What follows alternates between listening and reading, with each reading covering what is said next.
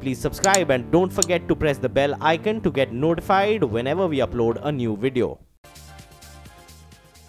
Straight to all the action on Dalal Street. The bulls took a breather after yesterday's rally. The markets recovered post-noon to end with moderate gains. The Nifty is now just 30 points shy of the 11,600 mark. The broader markets mirrored the benchmark indices, with the Nifty bank ending with minor losses. The IT and pharma stocks outperformed, while the bank stocks kept the gains in check. Meanwhile, the government is hard selling India's power and energy sector at its Divestment Roadshow in America.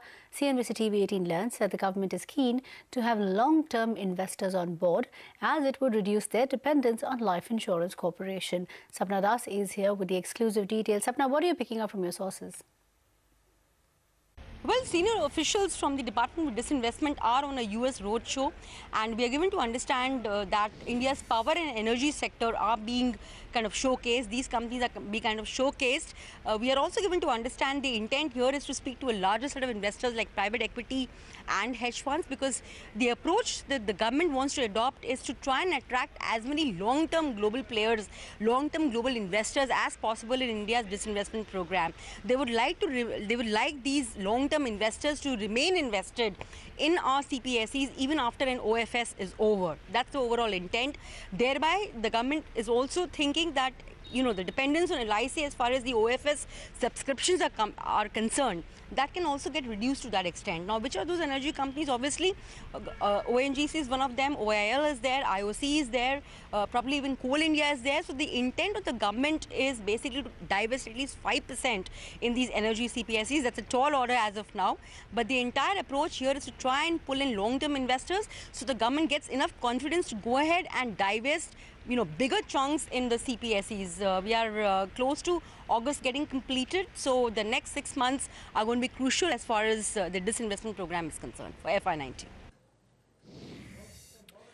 On to a CNBC TV exclusive now, with new players like Future Group, ITC and Patanjali entering the dairy space. Existing dairy giants like Amul have raised concerns on the increasing availability of analog dairy products. We learn from sources that Food Safety Standards Authority of India may soon introduce new regulations for such dairy products. Analog dairy products are those which are made up of vegetable fat and milk solids. CNBC TV 18's Priya Seth now joins us. Priya, what are you picking up from your sources? What's the road ahead? Well, the dairy industry seems to have raised concerns with the increasing amount of analog dairy products available in the market. Just to tell you what an analog dairy product is, it's a product made up of milk solids as well as vegetable fats. In fact, what we do understand from our sources is that dairy major Amul has written to the FSSAI on the increasing amount of duplicate dairy products that are available in the market. In fact, what Amul believes is that analog dairy products are impacting the company's income as well as farmers' livelihood. In fact, they're saying that consumers aren't able to differentiate between a pure play dairy product as well as an analog product that are available in the market. In fact, what they're saying is that FSSAI should look at modifying several of the labeling regulations so that consumers can differentiate between both these products, and these include products like cheese, paneer, ghee and so on and so forth. In fact, what the industry is also seeking is a separate logo for analog products as opposed to dairy products. In fact, several of the QSRs as well as the Horeca chains are also shifting to these analog products primarily because they're much more cost effective as compared to pure play dairy products. In fact, we did reach out to FSSAI, and sources in the FSSAI told us that they are examining this issue. They have received representations from the industry at large, and they're working on modifying existing regulations and introducing new regulations as far as analog dairy products are concerned. In fact, there could be some tweaks to the food labeling guidelines that could come forth over the next couple of months, and that's a space that we will continue to watch. In fact, we did reach out to Amul on the same, and the company has confirmed that they have raised the issue of analog dairy products with the FSSAI. Okay, fair enough, Priya. Thanks for taking us through those exclusive details. A quick wrap of the other headlines that we are tracking then. Sources tell CNBC TV 18 that GlaxoSmithKline Consumer has called for bids for the sale of Horlicks by mid-September. GSK Consumer is valuing Horlicks at a whopping $4 billion. Sources say Nestle, PepsiCo could be interested.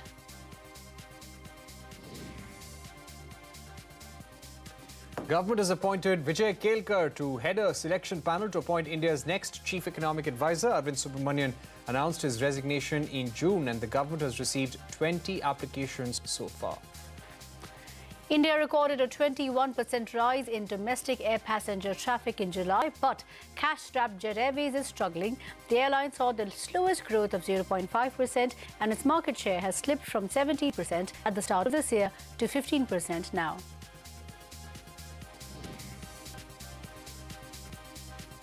Reliance Jio has added 97 lakh subscribers in June. This is much higher than Idea, which added nearly 64 lakh subscribers, or Airtel, which added 10,000 subscribers. But Jio's market share is still lower than Airtel's 30% at 19%.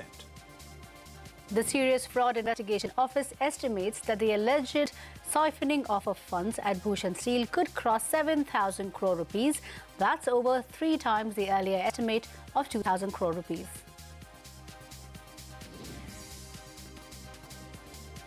Quick wrap of all the other headlines. Another setback for debt-laden real estate player Unitech. Supreme Court directs sale of personal assets of Unitech's directors for recovery of funds. The Apex Court will next hear the case on the 11th of September.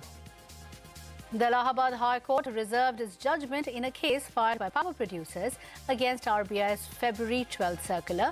The RBI circular mandates banks to identify projects with 1 day of default as stressed assets and conclude the resolution proceedings in 180 days.